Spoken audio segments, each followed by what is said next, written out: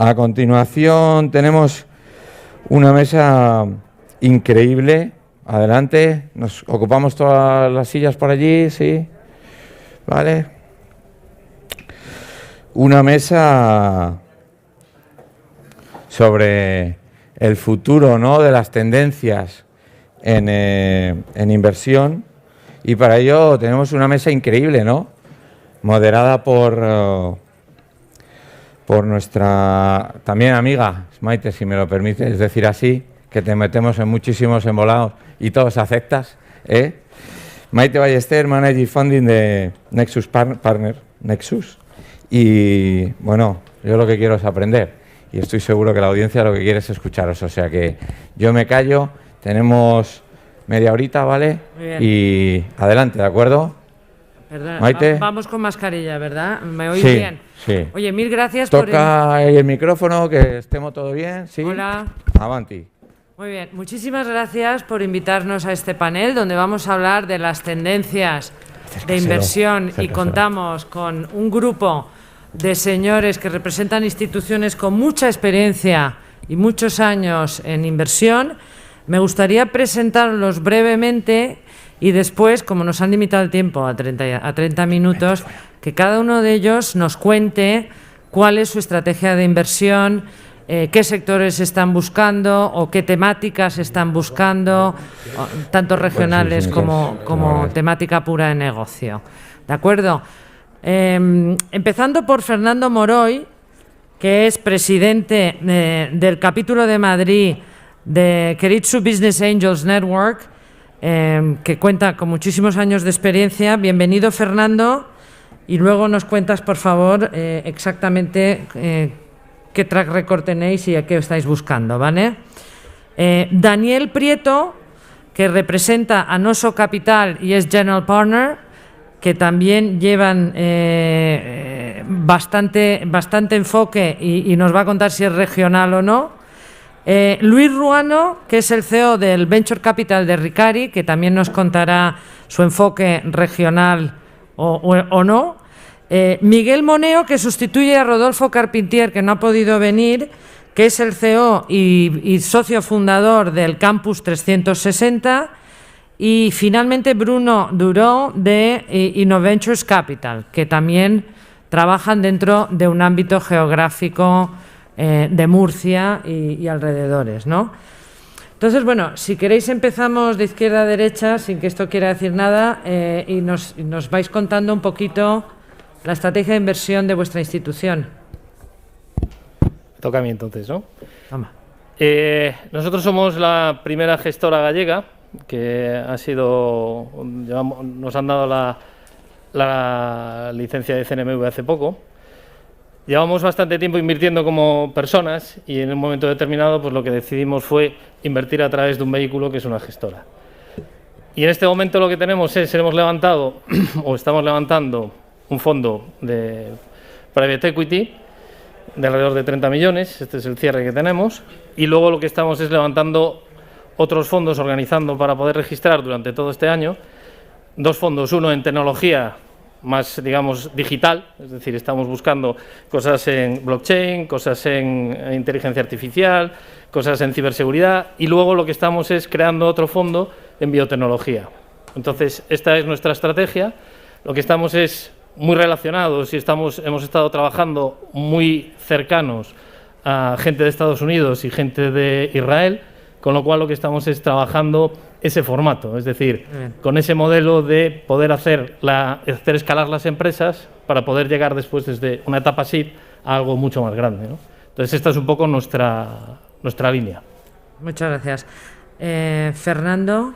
Muy bien, buenas tardes, muchas gracias por la invitación. Yo represento a una red de Business Angels internacional que tiene un nombre un poco una palabreja un poco complicada, ¿no?, que se llama Keiretsu, que puede parecer una una palabreja japonesa, pero no es solo el nombre, ¿no? De hecho, esto es una red de inversores, de business angels de San Francisco, ¿no? Digamos, como sede principal.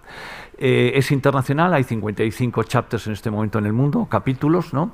Y lo que se hace fundamentalmente en los capítulos americanos, pues es en sí mismo una red de inversores y además, fundamentalmente en el mercado americano, al mismo tiempo los inversores han constituido un fondo. En España esto no es del todo, esta segunda parte todavía no está completada, y en España tenemos 5 capítulos, 5 chapters, San Sebastián, Málaga, Valencia, Barcelona, Madrid, y en España es fundamentalmente una red de inversores, una red de business angels, y por tanto ponemos en contacto a startups con inversores, ¿no? Hay unas segundas derivadas relacionadas con servicios de apoyo a instituciones que quieran promover el mundo del emprendimiento, ¿no? Públicas o privadas, e incluso a corporaciones. Y en cuanto a inversión, somos transversales, no creemos, somos un poco agnósticos de sectores, ¿no? En ese sentido, ¿no? Nos interesan aquellos proyectos que solucionen problemas de la vida real. Normalmente hoy en día siempre necesitas la tecnología, o sea que la tecnología va a estar de saque, digamos, ¿no? Y que pensemos que tienen un futuro y un desarrollo. Muy bien. Muchísimas gracias. Bruno. Sí, bueno, buenas tardes, gracias por la invitación. Bueno, contar, yo llevo como 7 o 8 años invirtiendo, primero como inversor en startup, he invertido en 10 creo que han sido en total, alguna de ellas está por aquí, por cierto.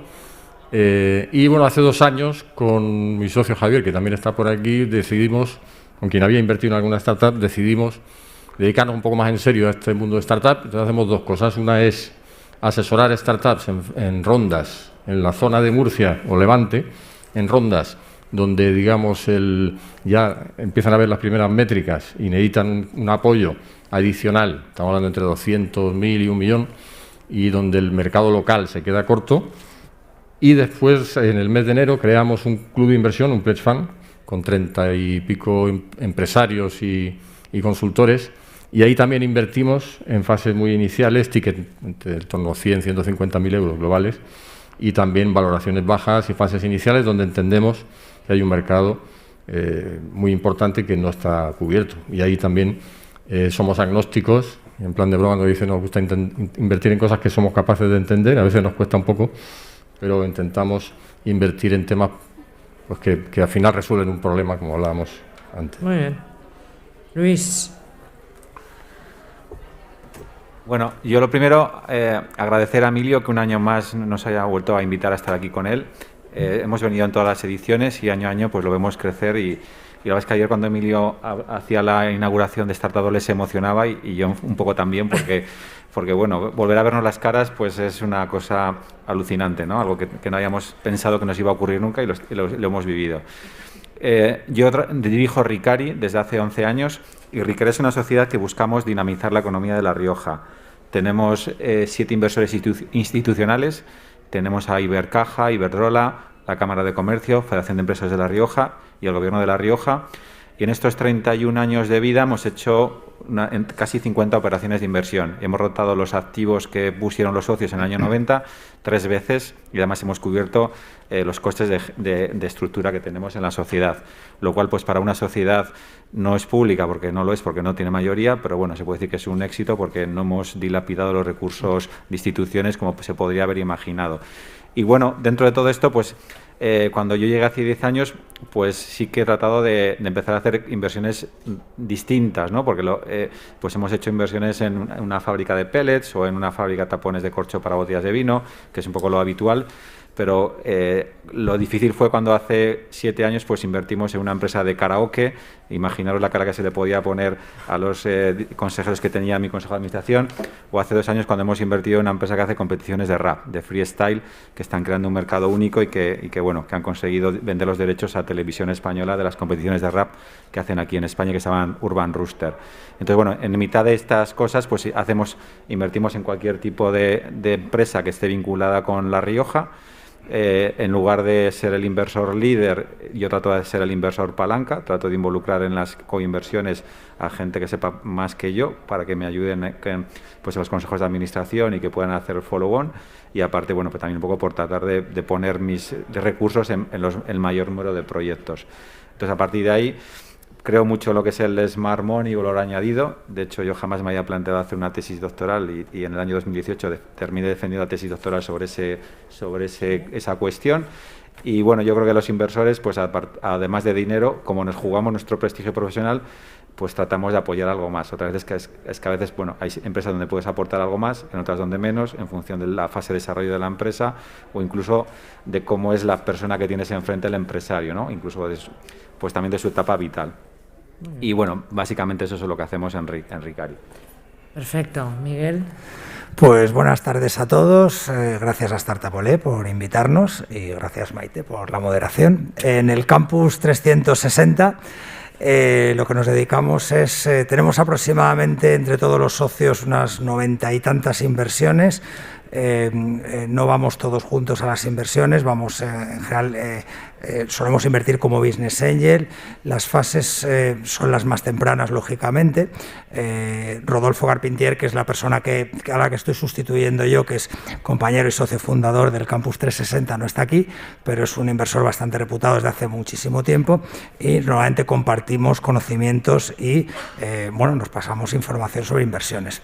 Adicionalmente, en el Campus 360 lo que acompañamos es a muchas otras startups a encontrar distintas financiaciones y sobre todo a diseñarles la mejor hoja de ruta de financiación, que no siempre tiene que ir a través de rondas, sino que tenemos que utilizar los distintos instrumentos financieros a través de los 12 partners con los que trabajamos para que las empresas obtengan la financiación adecuada en cada momento.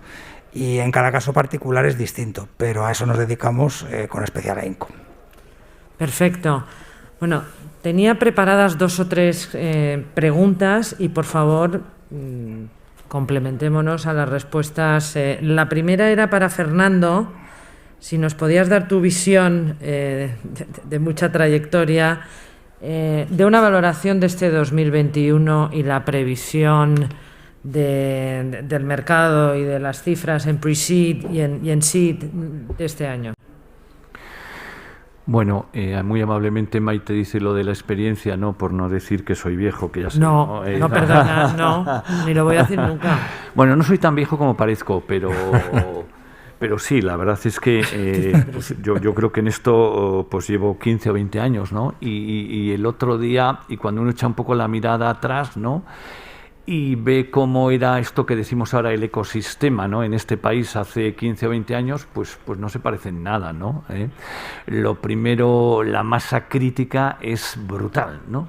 Brutalmente grande, ¿no? En términos de startups, hace 15 o 20 años, pues le decías a alguien que andabas alrededor de ese mundo y decía eso que era, ¿no? Y hoy, pues a lo mejor muchos de nuestros jóvenes universitarios, ¿no?, pues han sido becarios o trabajan o van a trabajar en una startup. Es decir, el mundo de la oferta, el mundo de los propios inversores, todo el ecosistema de incubadoras, aceleradoras, es decir, el sector. Es decir, primero, por tanto, la masa es extraordinariamente brutal. Yo creo que estamos viviendo un momento con alguna sombra absolutamente que no lo hemos vivido en ningún momento, ¿no?, en este país. De hecho, probablemente ni siquiera en Europa, ¿no? Probablemente en el año 2000 no había ni Venture Capital en Europa, ¿no? El otro día veíamos unas cifras. En 2011, por ejemplo, pues en Europa había 3 de estos que decimos hoy unicornios, ¿no? Hoy hay 91. Pero lo más gracioso es que de esos 91, más de la mitad han accedido a unicornios en el primer trimestre de 2021. Es decir, que por la aceleración de estos temas yo creo que es brutal. Primero, por esa extraordinaria masa crítica de ese ecosistema. Y 2, bueno, pues hay otras razones, ¿no? Algunas coyunturales, tipos de interés, no alternativas de inversión, rentabilidad, hablábamos antes de empezar esto, ¿no? Con alguna sombra también, ¿no?, si esto lleva o no a valoraciones un poco, bueno, los que somos más viejos y muy pegados a los flujos de caja y bancarios de toda la vida y así un poco garbanceros, ¿no? Pues la verdad es que, pues sí, nos llama un poco la atención, ¿no? A mí por lo menos me llama mucho la atención, ¿no? Yo he trabajado toda mi vida en el sector financiero, ¿no?, de estos del cash flow y la caja, ¿no? Por tanto, es decir, yo diría que previsiones, no voy a dar cifras y esto, porque tampoco ahora mismo es difícil hacer esos ejercicios, simplemente dar ese mensaje, ¿no? Pues creo que estamos en el momento más dulce.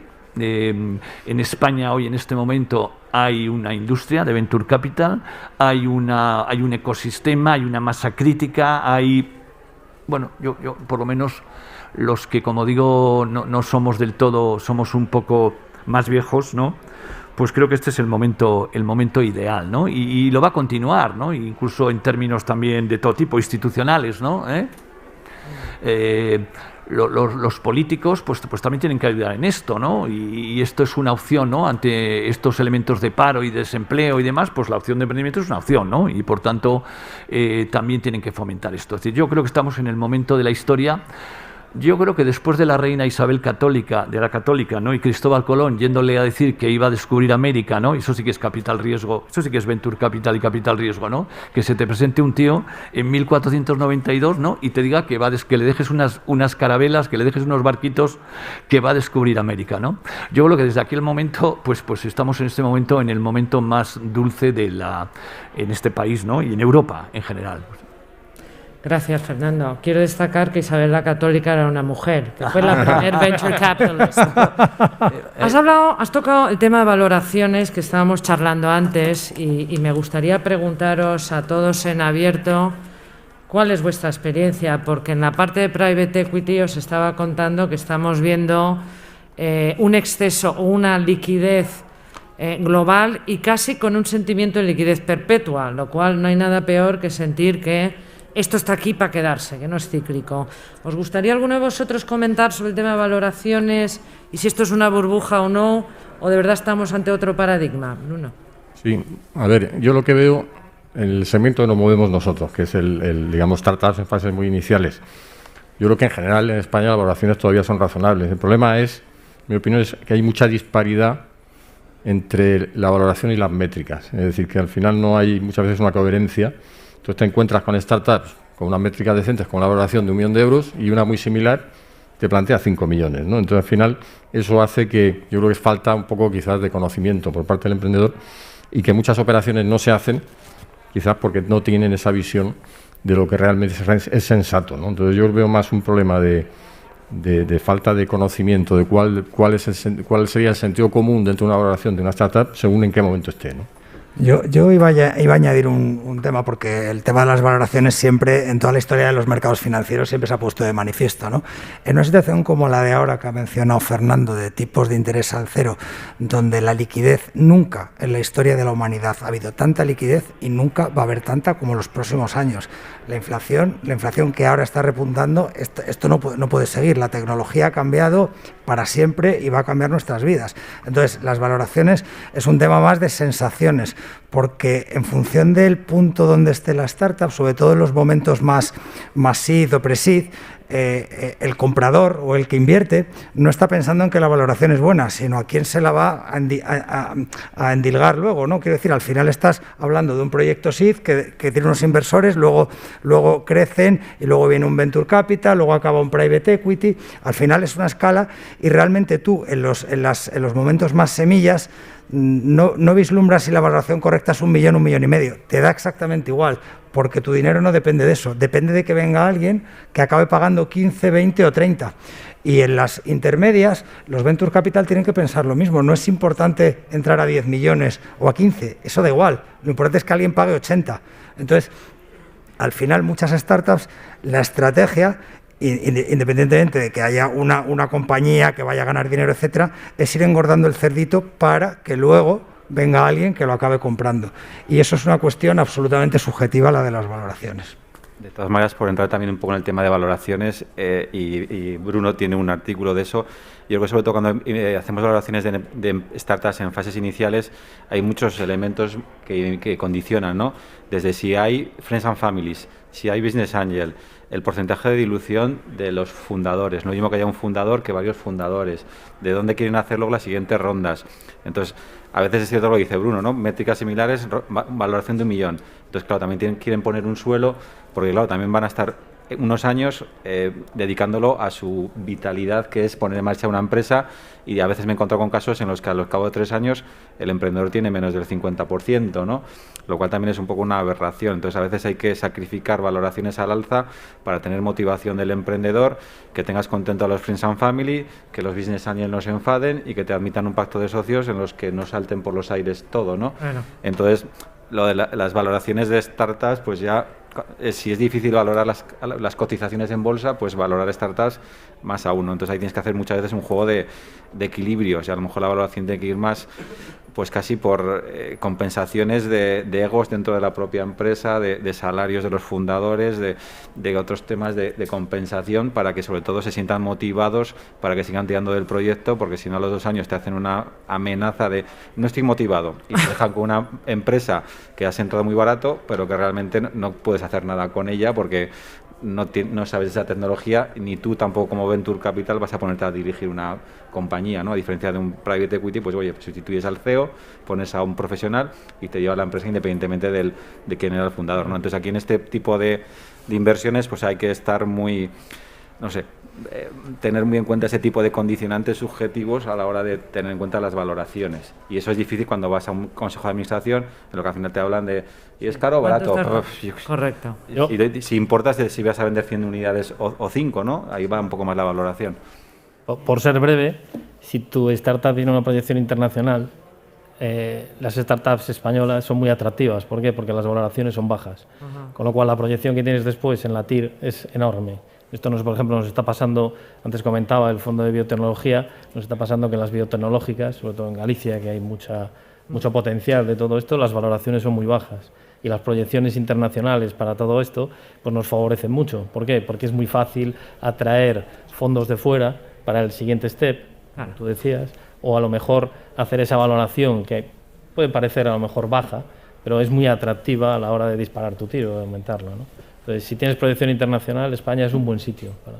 Oye, y hablando de los emprendedores, ¿qué evolución habéis visto en el perfil de emprendedores que ahora necesitamos tener en startups para levantar dinero, poder llevar esa proyección internacional? ¿Esto ha cambiado o los emprendedores de startuperos de toda la vida es lo mismo? ¿Qué buscáis diferente en los perfiles de hoy en día? Bueno, yo creo que ha cambiado mucho. Yo cuando empecé en esto en el 2008 había muy pocos emprendedores. Luego del año 2008 al 2012 hubo un desempleo brutal y veías muchos que eran co-founder. Y a los años volvían a ser director de proyecto de Indra o director de... Entonces volvieron porque realmente no eran emprendedores. Yo creo que ahora ya el que emprende ya sabe mucho más dónde se está metiendo, e incluso se rodea o ha recibido alguna pequeña formación en algún sitio, ya sea una aceleradora, una incubadora, algún curso de la universidad, y ya empieza a saber un poco de qué va esto, y luego también empieza a haber asesoramiento alrededor más profesional, porque antes te encontrabas con algún pacto, no, voy a hacer este pacto de socio, y te decía su cuñado que era su asesor, esto es ilegal. Entonces, bueno, ahora empieza a haber más... Entonces yo creo que el emprendedor ahora, y tiene mucha más ambición, tiene más vocación, hablan idiomas, que antes era muy complicado encontrarte gente dispuesta a viajar. Incluso nos hemos enriquecido con gente que ha vendido sus primeras empresas o que ha trabajado en startups fuera, así que ha venido a España, y eso antes no existía. Con lo cual yo creo que el emprendedor ahora es muchísimo más profesional y te puedes fiar mucho más de él. Yo al final me gusta resumir esto en que al final el emprendedor tiene que tener dos cualidades que a veces son contradictorias, que tiene que tener la resiliencia, pero al mismo tiempo tiene que ser gente capaz de escuchar. Y dentro de ese escuchar, me he encontrado con muchos emprendedores que les cuesta conocer sus limitaciones. Y eso es muy importante también. Más hoy que antes. No, yo creo que eso está evolucionando a más, pero al final creo que no ha cambiado mucho. Es decir, que donde veo, cuando empieza a haber problemas es cuando tienen que no son capaces de escuchar, y sobre todo no son capaces de entender que probablemente tienen deficiencias que necesitan cubrir con un equipo o con tal, ¿no? Y a veces es uno de los temas que tener esa visión y ser capaz de mirarte al espejo, creo que es muy importante, ¿no? ¿Algo más? El emprendedor a día de hoy está más formado, es decir, casi todos pasan por una aceleradora o por varias. Entonces, para bien o para mal, es decir, ya vienen como educados, ¿no? Por decirlo de alguna manera. Entonces, sí es verdad que de vez en cuando te encuentras pues, a bestias pardas que tiran para adelante con su negocio y que muchas veces no saben cómo han llegado, pero saben que eso va a triunfar. Y luego hay mucha gente que básicamente ha sido formada para poder ir haciendo eso poco a poco. Entonces, a día de hoy prácticamente el que es emprendedor o el que está en una startup como emprendedor ha pasado por una aceleradora y eso le marca, con lo cual lleva una mini formación, ¿no? Por decirlo de alguna forma. Nosotros, yo te voy a puntualizar, estoy 100% de acuerdo, porque de hecho nosotros en el campus creemos en la formación, ¿no? Somos una empresa de aceleración también y acompañamiento empresarial, y a los empresarios se les forma. Si bien es cierto que yo como inversor o como business angel, para mí lo número uno que hay que tener para que yo invierta en una persona es que esa persona sea capaz, que yo piense que sea capaz de llevar ese proyecto hacia adelante. Ya no es una cuestión de que hablábamos antes de si el precio es 1 millón, 1,5 millones, que sea capaz de llevar el proyecto hacia adelante. Y eso muchas veces se le nota a la gente mirándole a los ojos. Así de fácil. Claro, Miguel, eso es difícil de narices, porque en private equity tú lo que pides es track record. Oiga, usted claro, que ha hecho antes, que donde gestionó, vosotros me imagino que os encontráis con gente, alguna de 40, que sí que ha tenido algo que se pueda comprobar, pero otros... Sí, sí. Entonces es un mirar a los ojos. Yo he invertido con fundadores de 50 y tantos y de 19. Y me da exactamente igual la edad. Claro. Pero tengo que estar convencido que esa es la persona que va a llevar a cabo con éxito ese proyecto. Perfecto. Nos quedan unos pocos minutos. Una pequeñita cosa. Yo creo que antes, ahora también otra cosa del emprendedor es que también asumen que los venture capital tenemos que ganar dinero. Y antes, ahora lo asumen, ¿verdad? Que esto no es una ONG. Sí, vale. Y antes era como, si tú te vas a forrar, decían. Y, tú ya estás forrado. Y entonces no asumían, es que entonces, ahora ya parece que asumen que es parte de las reglas y que tenemos que ganar todos, ¿no? Bueno, eso está muy bien, ¿eh?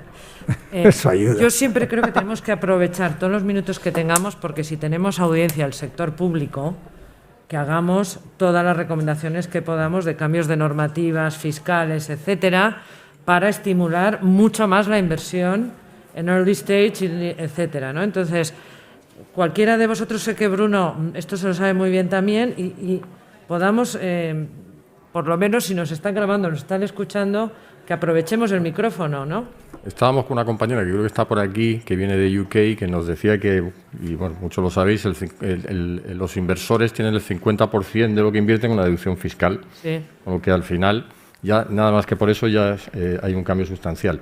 Pero fijaros, en sitios como el nuestro, más que ese tema, yo creo que es el trabajo que hay que hacer de concienciación, de crear un ecosistema alrededor, fundamentalmente de inversión. Es decir, para poder llegar a un venture capital, antes tiene que haber, yo creo que una inversión local, que es fundamental. Y hay un trabajo que tiene que hacer la administración, ayudar a divulgar y a dar a conocer a esos empresarios que tienen dinero, que invierten en ladrillo, que invierten tal, y decir, oye, vamos a formarlos, porque ahí tienen que entender ese mundo que no lo entienden y fomentar que se hagan, que parte de su patrimonio, aunque sea pequeño, lo inviertan tal. Entonces yo creo que es esa parte, también creo que la administración tiene un papel que jugar ahí. No es solo financiar o poner dinero, sino crear el clima, ¿no? Yo voy a puntualizarte, Bruno, tienes toda la razón del mundo, porque al final, si estamos hablando de que la deducción es del 50% en UK para las inversiones, sí. En los momentos donde el emprendedor lo tiene más difícil para sacar el dinero, son los momentos de early stage, cuando le vas al Friends, Family and Fools y buscas tus primeros business angel para arrancar.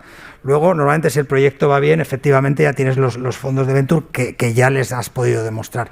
Pero los momentos difíciles son los del principio. Y la fiscalidad es un punto fundamental, porque si tú como business angel sabes que te vas a ahorrar el 50% de tus inversiones, la nueva ley está hablando de hasta 100.000 euros, antes eran 60.000. La nueva ley habla de 40 en España, cuando antes eran 30. Todo lo que mejoremos la fiscalidad hace que el flujo de capital vaya a ir con más facilidad, porque si mañana me dicen a mí que la exención es hasta 150.000 y me voy a ahorrar el 60% de desgravación fiscal, yo voy a alocar mucho más capital a las startups que a mis otras inversiones, no tengo dudas. Yo sí creo... Bueno, menos si puedo cerrar un matiz de la cuestión anterior, ¿no? Cuando hablamos antes del perfil anterior, ¿no?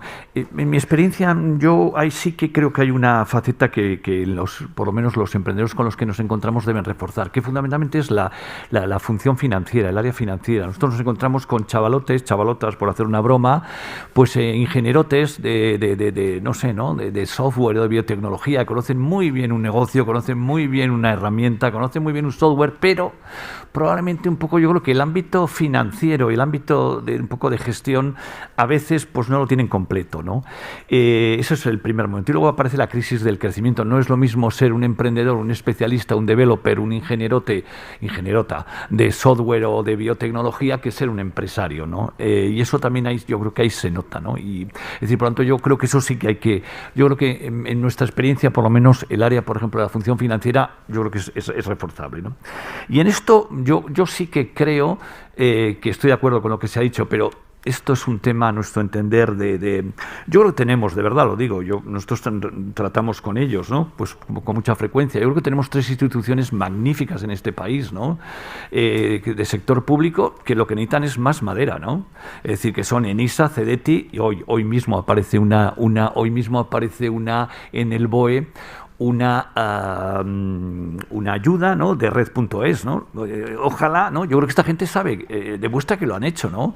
ENISA en 10 años ha dado, señores, más de 1.100 millones de euros a startups. Si en vez de 1.100 hubiéramos sido capaces de haber sido 1.200, pues, es decir, yo creo que lo saben hacer. Yo creo que tenemos la herramienta, yo creo que tenemos el instrumento, yo creo que tenemos la institución, ¿no? Parezco de la institución, eso del gobierno, ¿no? No nada, para nada, pero sí de alguna manera creo, ¿no? que realmente, es decir, si en vez de ENISA tuviera 100 millones de presupuesto anual, tuviera 200 o 300, pues probablemente esto nos daría para esa fase inicial que decían todos y que decía Miguel, porque ese momentísimo inicial, aparte de los fondos propios, ahí hay un hueco, ¿no? Ahí hay un vacío, y eso tiene que ser cubierto con pues estos, ¿no? Con ENISAs, CEDETIs, Red.es y demás, y yo creo que ahí sí es un tema de artillería, ¿no? Si tuviéramos más artillería, yo creo que ahora sí hay ecosistema o sea, hay tejido, ¿no? Hay tejido, ¿no? O sea, yo sí que creo que... Y yo creo que lo saben hacer, ¿no? Y la prueba que lo saben hacer es que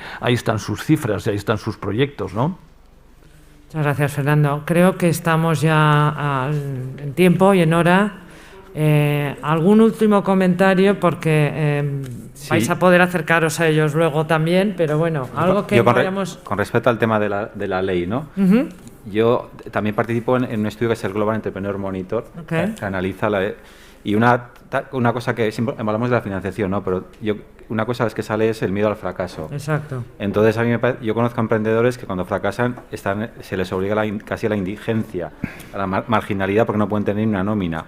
Entonces yo creo que la ley de segunda oportunidad ayudaría a que si realmente fracasas, pues que el tema de Hacienda, Seguridad Social... Que las deudas de Seguridad Social y Hacienda permanecen, o sea, exacto, te perdonan si reinviertes, aún no se perdonan. No se perdonan, no. Entonces tú arrastras 60.000 euros toda tu vida que no vas a poder volver. Entonces a mí a veces me llegan cosas del Consejo de Administración donde estuvo hace 10 años, claro, que le pedimos responsabilidades sobre las cotizaciones de tal y cual.